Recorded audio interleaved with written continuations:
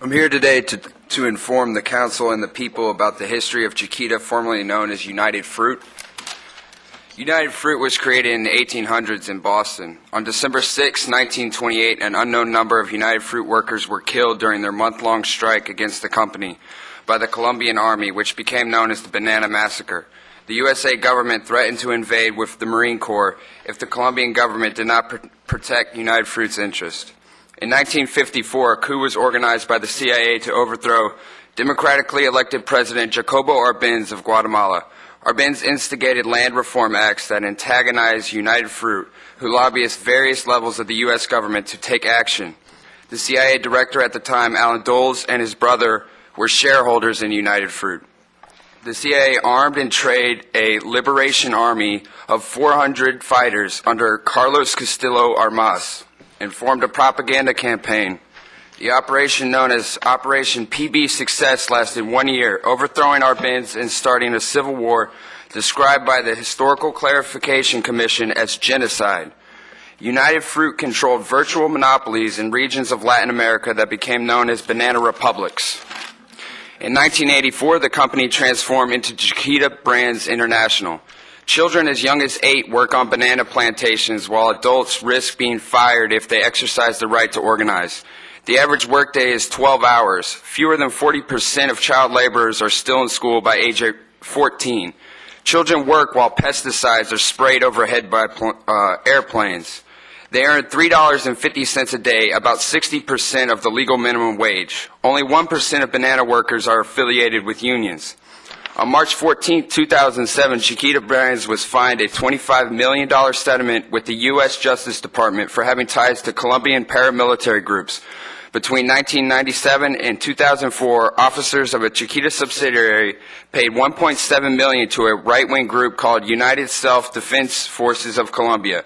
They also paid the Revolutionary Armed Forces of Colombia, as well as the National Liberation Army.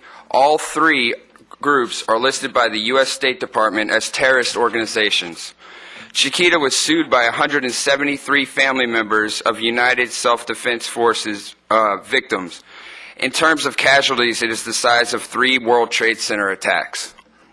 So given that Chiquita is a huge corporation with virtual monopolies in South America, I would propose that the City of Charlotte and Mecklenburg County invest their money in education and small businesses instead of a multi-billion-dollar corporation with a notoriously corrupt history.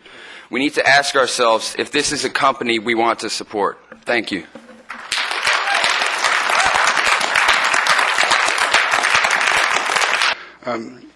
The Cavendish banana, which is responsible for about 40% of the revenue of the company we're talking about, is under worldwide threat from a fungus that has already wiped out the Cavendish crop in Taiwan, well, for all practical purposes, wiped it out in Taiwan, Indonesia, Australia. This fungus gets anywhere near the banana plants in Central and South America, they're going to be gone. That's what happened to the Cavendish banana's predecessor in the early 20th century. It got wiped out by a fungus. The Cavendish was genetically modified to take over for it. It is a monoculture. It's a sterile plant where everyone is genetically the same. This thing gets wiped out. There goes 40% of the revenue. Another risk involved. To address. Ms. Fallon. I'm not going to lie to you. I thought about this long and hard and sleepless nights. I've read a lot about South America and doing business there, about FARC and the other side.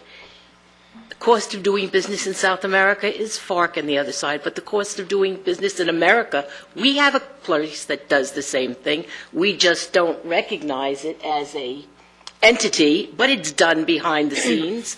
We're not sacrosanct. No one else is. That's the way that business is done in Europe. And you can be a Puritan and you can say, we don't want it.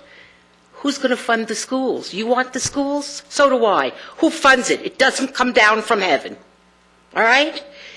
We have to grow up and put 2 feet on the ground and be practical. If you don't want it, that's fine. Who's going to pay for all the things that you want? Medicare, Social Security, schools, a safety net for people? Money comes from someplace, and it doesn't grow on trees, all right? The point in fact is, we have to realize what business is in this country, and it is not pretty very often. You have a company that's willing to come here. If you understand big business, they're like lemmings. They see a big company come, they all want to be in the same place because for some reason it gives them cachet. I'm going to vote for it. I'm going to vote for it for a reason. It will create jobs, but it will bring other companies in here with other jobs. And they will not all be high-end jobs. They will be middle and lower-end jobs. Mario, please. I Absolutely. think it's really important for us to understand the city's position as we look to protect the interests of the taxpayer. What are some of the clawbacks here, sir? You bet. If you'll allow, I'll read from the agenda for the viewing audience. It's fine. Chiquita must relocate its corporate headquarters to Charlotte within 12 months of this action tonight. They must create 417 jobs in Charlotte at an average wage of $106,000. The global headquarters must remain in Charlotte for no less than 10 years. They'll maintain no less than 90% of those new jobs on the payroll during all of those years.